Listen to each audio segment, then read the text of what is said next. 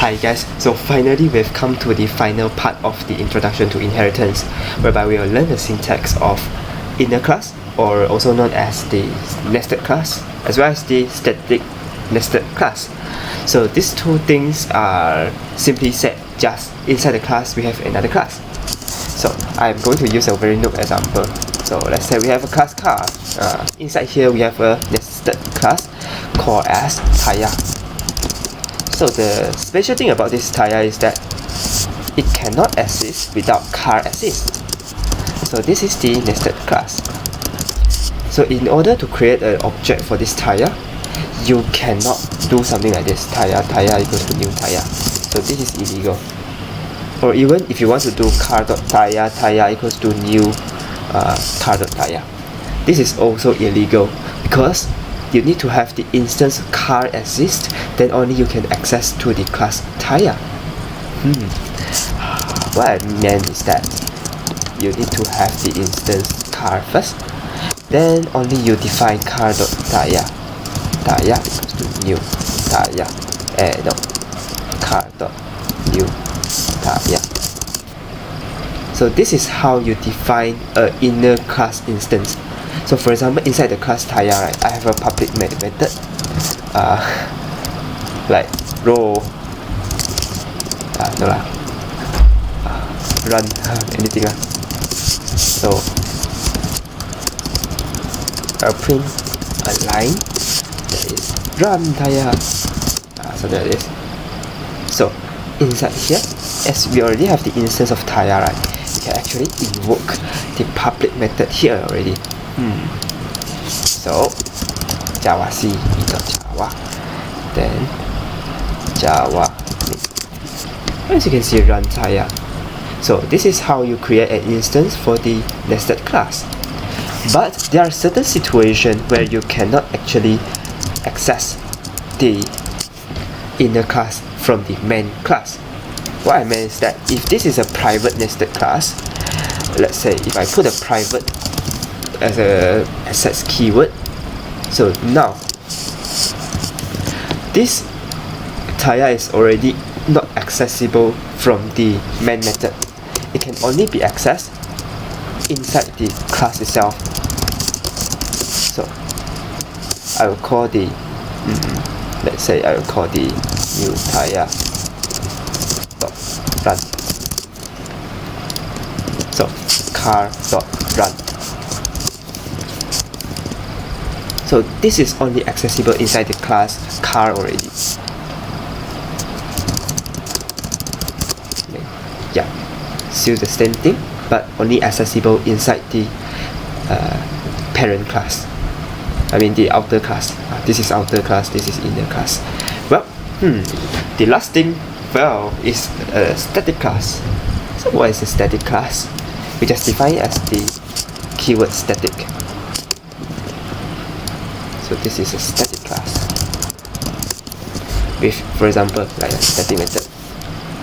So static class can actually exist by itself without the having to create an instance for the car. So I can do something like car dot tire. Instead of tire, I want to make like for example, I want to log. This is a log class where I can log something, and by printing the, so for example, this is a car name equals to anything lah. Then inside the log here, I want to print out info. Yeah, this is the information and the name. So this one I need to put it as static. So inside the static class, you can put the static method as well as accessing the static variable from the outer class. So I will tell you why we are doing that later on. Yeah. So class car.log log equals to new car.log. So this is how we create a static class instance. I can straight away use the log.log. So let's try to call it.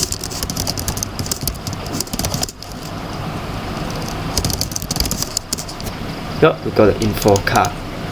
I got it. What is this? Should instance in a static where. Okay, because this is a static one. So let's say if I don't want to, yeah. So if I don't put a static method here, then I can access by using the instance method. Well, the reason we are doing this is that, so let's say this is a car name, right? Let's say we have the car instance, for example, that share together the name lah. So this is the update car name, which will update the entire family of the class of the car name, where I can change the name of the class to the name. Should be accessed in a static way. Never mind lah. This is just for demonstration purpose. Okay, so new car dot update car name to who dot let's say. Then I log again.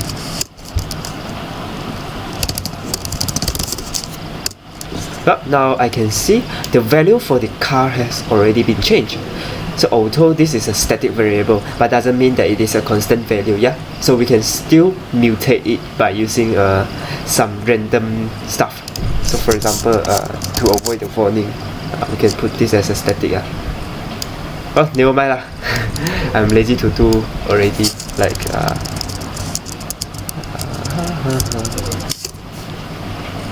can I access it like this? I want to try. Oh, I can. Interesting. So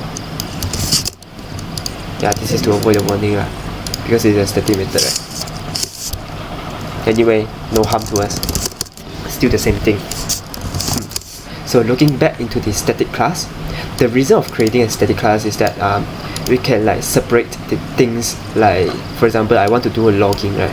So I can log like specific tag from the class itself, so that I can separate the feature again. So for example, to print some messages, I will specify a static class that will help us to do the job. Yeah, instead of mixing it together with the outer class. Well, this is just a convenient. Yeah, inheritance is always a lifelong learning journey. So I'm also not sure the actual use case of using the inner class as well as the inner static class. Well, when I encounter it, maybe I can share with you guys again. So that's it. We wrap up with all the syntaxes that we have to learn for OOP already. So see you in the last part later on.